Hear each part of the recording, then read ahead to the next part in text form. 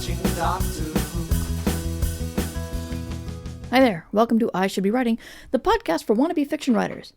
I'm your host, Mur Lafferty, and this is my second attempt because my first attempt did not go over very well. Here's the deal. I remember a study a while back where somebody gave nurses and doctors a checklist of everything they had to do when they checked on a patient, and they were all offended, saying they know how to do their own job, thank you very much, but the hospital administrators insisted, and so they followed the instructions. One of the instructions happened to be wash your hands before and after dealing with a new patient. And once they did that, infections in the hospital went way down.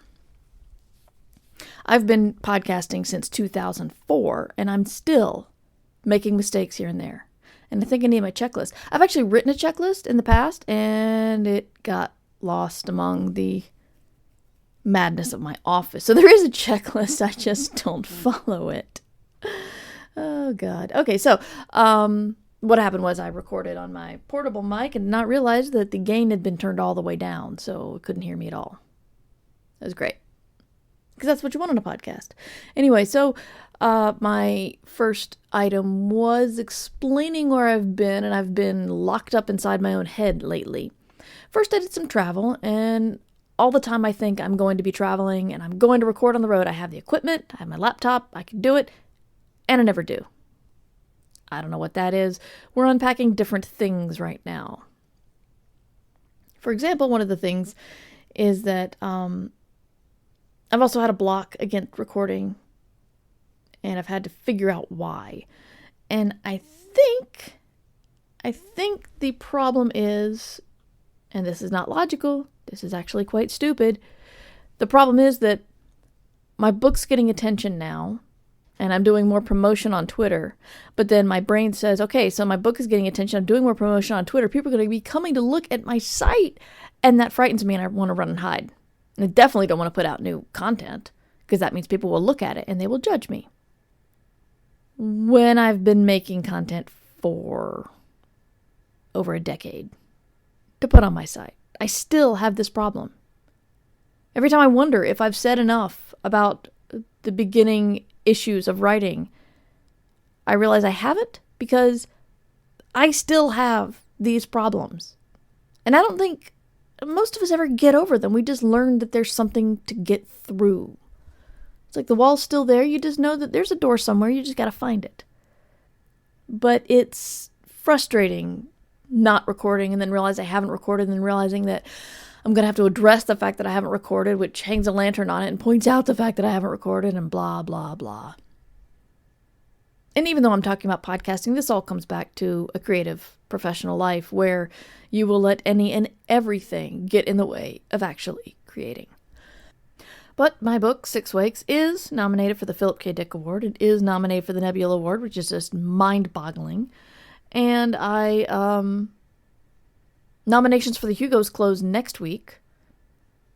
And even though my friend Ursula says hope is the mind killer, I still hope for a Hugo nomination. I never thought I would get one, but I never thought I'd get a Nebula nomination, so what the hell.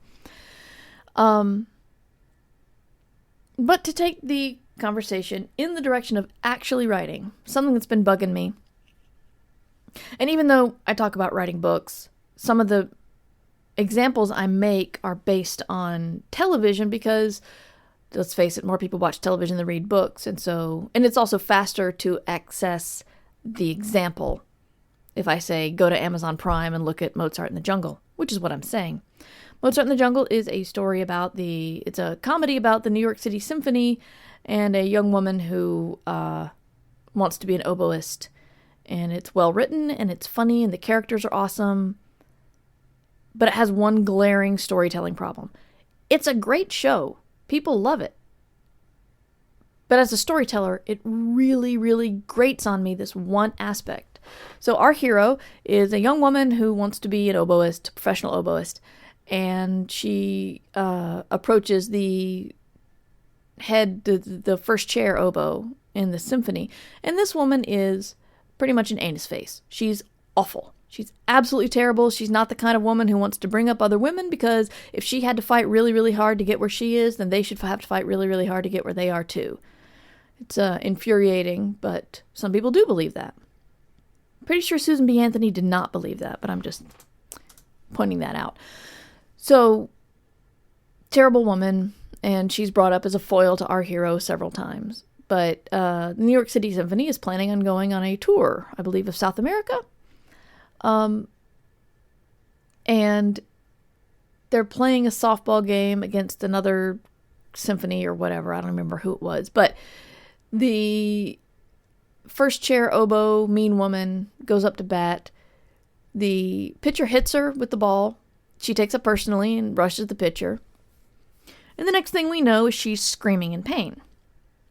And when we finally get back to her, it turns out that she has a compound fracture on her finger. So the bone is sticking out and blood is running down her hand. And the first thing she says is she looks at our hero and she says, "Well, I guess you're going to South America." And this is so clearly I am a supporting character in your life story comment. It offends me. Because if your job is music, if your job is playing music, and you get a compound fracture in your finger, hands are very important and hands are very, very difficult. When that happens, you think, my career is over. My music is over. You don't think that woman upstart that pisses me off gets to take my place and I better tell her now. And the thing is, it would have been so easy just to have her freaking out about her career in her hand and someone else turn to our hero and say, "Hey, it looks like you're going to South America with us," because she can't. And this happens more than once. There's a couple who are having their baby christened during a labor dispute. And the couple happened to be a musician in the orchestra and someone on the board. And so people from the board and the orchestra are there. And the maestro locks them in the church and says he won't let them out until the labor dispute's over. So number one, you've got kidnapping. And people have phones. They can call the police. They could say, "Get us out of here." But number two, he has just turned this little girl's christening, a very important moment in her parents' lives, into a story about work. And a story about his issues with the labor dispute. And nobody actually points this out. No one says, "You had to screw up our child's christening. You really did." It was still, "This is my story, and here's how I'm manipulating the rest of you to suit me." And they're all like, "Yep, we're supporting characters. We'll do it." Yeah, it's hard to write a story with fleshed out characters because they all want different things. But that's the challenge. No one said this was going to be easy. Your characters need to do what is best for them. And if they're not going to do what is best for them or what they want to do, there's got to be a really good reason why. You know, you've got there's one woman in this story and we need a love story, so clearly she's going to fall in love with our hero. That's great. I was so excited to see Phantom of the Opera after hearing about it my whole life. And while the music was brilliant, the story was awful. I hated it. It's like she had to fall in love with him because plot said so. There was absolutely no other reason for her to fall in love with him except for his pretty voice. And you know, that doesn't really make a relationship last. So you just don't want things to happen because plot. You don't want supporting people to do things because it fits what the main character wants or needs.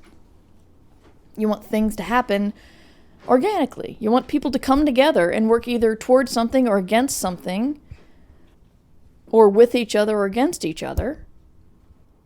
See, Buffy the Vampire Slayer did that pretty well with the character of Cordelia, because Cordelia wasn't a bad person.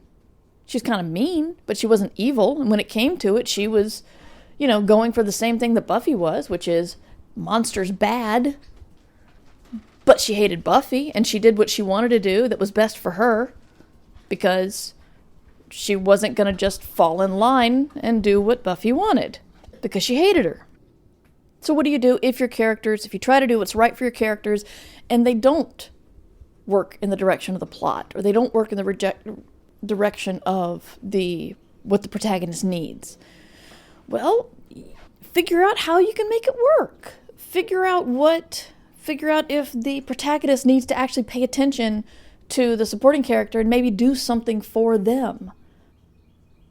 Maybe change a little bit of the plot to figure out how this character's honest actions happen will better suit what's going on. Don't just make people do things because plot, because convenience.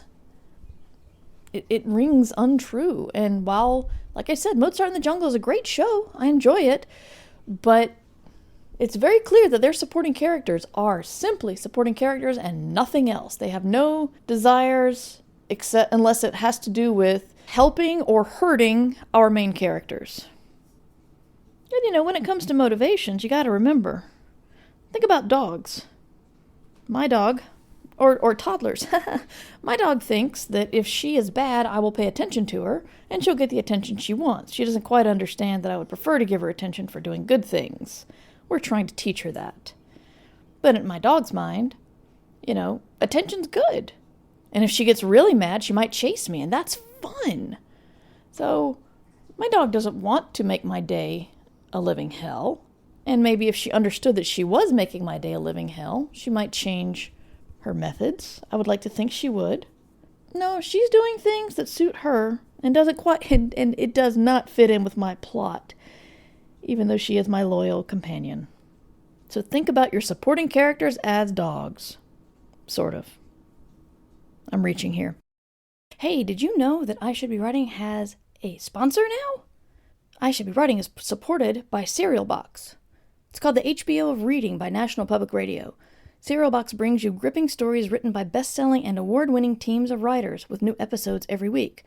They're the addictive new shows you can read or listen to. The Serial Box app lets you switch from listening to reading with a click. So join the plot with Serial Box. Right now, I Should Be Writing listeners can get 20% off of any first season of a Serial Box series. Head over to serialbox.com and enter the promo code WRITING18. 18 are numerals. That's SERIALBOX.com, and the code is WRITING18. And I write for Serial Box, so I really, really want you to go over there and check it out. I wrote on Book Burners. I've been there since season 1, and I think it's pretty awesome. So that's just me.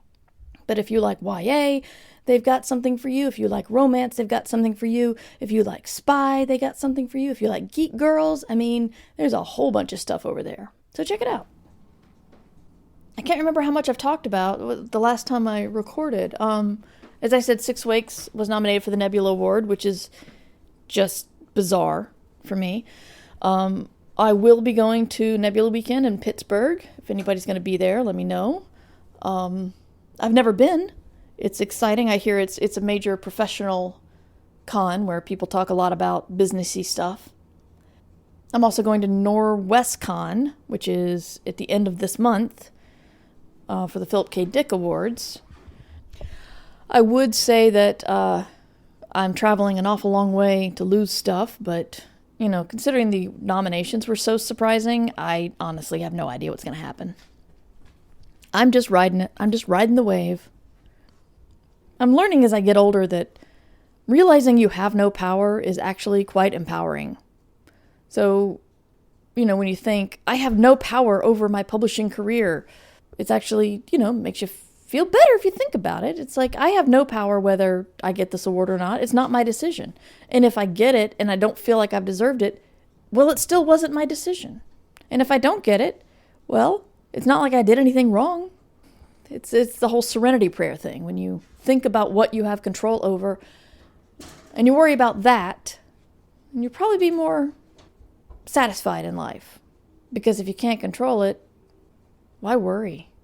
I know why worry. As I've mentioned a couple of times in this show, that the only way I feel I've grown up sometimes is recognizing that a lot of my innate responses to things are completely illogical, and then trying to move on beyond that.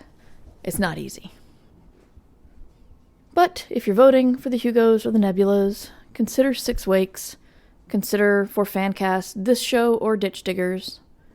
Think about And let's move beyond self-serving for Mer. A lot of people don't realize what the WorldCon gets you. If you go to the WorldCon, you have the right to nominate for the Hugos. You have the right to vote for the Hugos. You have the right to go to the business meeting and decide the future of the Hugos and the World Science Fiction Convention. The problem is the business meeting is dry and it runs by Robert's Rules of Order, and that's hard to follow if you don't already know. But you still have a lot of power. So consider what you've read, what you've listened to, what you've watched this year, and think if any of it's award worthy and you're going to these conventions, if you're going to WorldCon, then you have the right to nominate. Don't waste that power you have, because there's a small fraction of people who go to the WorldCon who actually vote. So I'm encouraging you to vote. One other bit of housekeeping. My website is under construction right now, and I'm not going to put a 1996 little animated GIF of a little shoveling guy, but just if you go there and you get confused or whatever, be patient. I'm trying to update it and learn a new WordPress theme, and it's frustrating, so any patience you can give me is good. However, that website is at merverse.com, and it's possible by the time you listen to this, it'll be just dandy. I don't know, but I have to get back to work because I have a ton of writing to do in a short amount of time, and I got to get to that. And if you want to email me, you can do so at mightymer@gmail.com. But in the meantime, you should be writing. Remember, you can support the show at patreon.com/mightymer. I should be writing theme music provided by John Anelio. You can find more about him at johnanelio.com. This podcast is distributed under a Creative Commons Attribution Share-alike license.